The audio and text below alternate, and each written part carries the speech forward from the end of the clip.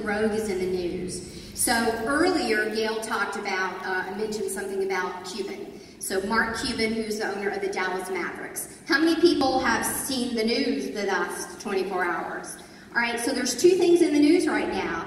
The Dallas Mavericks are in the news for massive hot water for sexual harassment, and McDonald's in Chicago. Yeah, let me clarify, it's not him.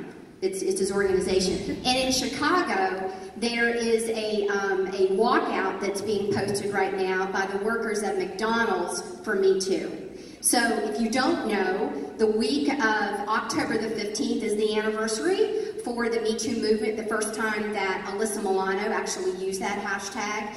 And the world is still going crazy, certainly in America it's still going crazy. And I'm definitely boiled about it, to say the least, that every day it seems like we wake up and another big business, supposed successful company is in the news. Folks, we think that we need to lead by big business as an example. Good Lord, no, don't do that.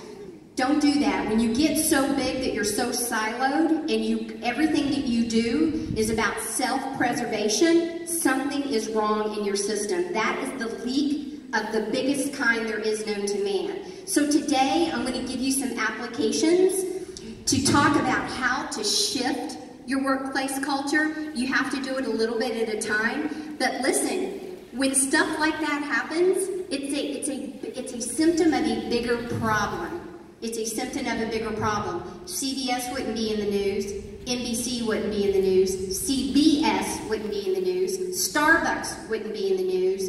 And now added to it, Mark Cuban, his empire, his persona, he is now donating $10 million back to sexual assault women, something to that. There's a full report that is laid out that you can read right now. 20 years this has been going on. 20 years. How many executives, including HR, looked the other way for whatever reason and dismissed it? So my talk isn't about that, but it is about culture, and this is a culture problem, period. And until we stand up and until we are fully self-aware of where are we in this, as executives within our organizations, putting pillars down, it's going to continue. It's going to continue. So we do have to stand up, and I'm not just talking about sexual harassment, and I'm not just talking about racism. I'm talking about why people leave. Millennials job hop because they're trying to find a fit. They're trying to find a fit. That's why they job hop. And guess what? Unemployment right now, there are more jobs open than there are people to literally fill them, by almost 400,000.